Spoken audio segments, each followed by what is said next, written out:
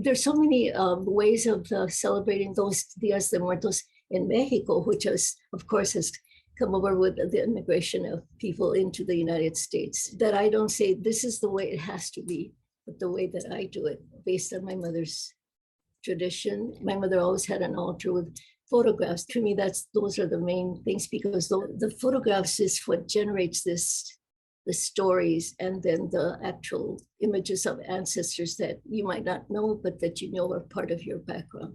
I have to represent the four elements, natural elements, that goes back to indigenous culture, and that's fire, water, earth, and wind.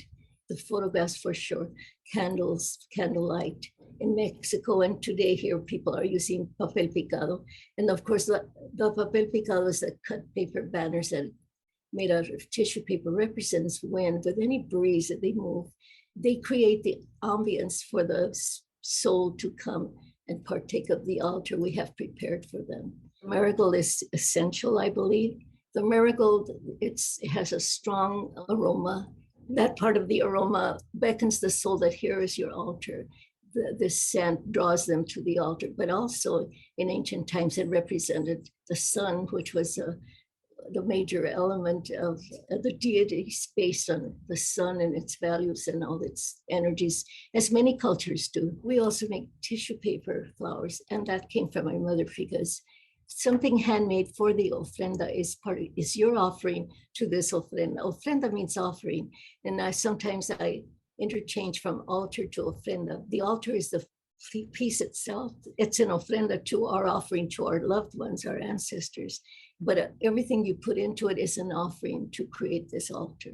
That handcrafted or handmade, including food, is the part of your essence, that you're offering it to this altar, to our ancestors. We needed a glass of water at the altar because the souls came from so far away that we're going to be very thirsty. And it's been a tradition. That's the tradition I learned from, if there's others.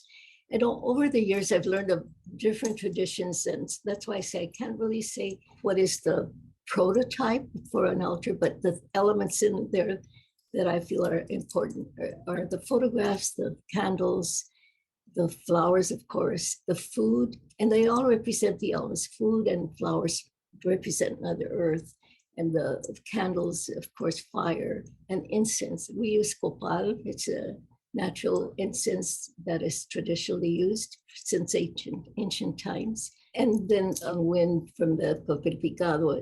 I even associate it with candlelight, as the breeze goes and flickers the candlelight, the flame. It's become such an art form that many artists do representations of these elements, not necessarily the items themselves. Altares or ofrendas are a bridge between life and death, between the living and the dead. When we create an altar, we're creating sacred space. My name's Rosanna Esparza Ahrens. I'm Ophelia's daughter. I'm one of 9 children. And you're number 5. And I'm number 5, the middle child. At first, it was the flower making. It's almost therapeutic, meditative, because you're cutting paper and manipulating it. And it has this sound, this familiar sound that we do, by moving this tissue paper. But there's a lot of folding and cutting. And meanwhile, we're sharing stories or having coffee and pan dulce or wine or tequila. It depends on who's present and what stories we're sharing. And those flowers are part of the arch that is on the ofrenda. And once that arch is up, it's like, now we can do everything else, because it is the first thing that goes up. We bring all the items. We've made all the levels with shelves and boxes and covered them with fabric. We usually have 3 or 4 levels. Maybe there's somebody that recently passed that you want to honor this year. And so they have like a higher position on the altar, and all the other ancestors are there because they're all together. This was my mom's address. This picture is taken in Chicago. No, this is Nochislan. Oh, Nochislan. Okay. 3 grades? 2 grades. 2 grades. Great grandmother, who raised my mother. My mother wasn't raised by her own mother. Her mother was in Chicago when my mother was child. And this was in tribute to her. So let me get this one.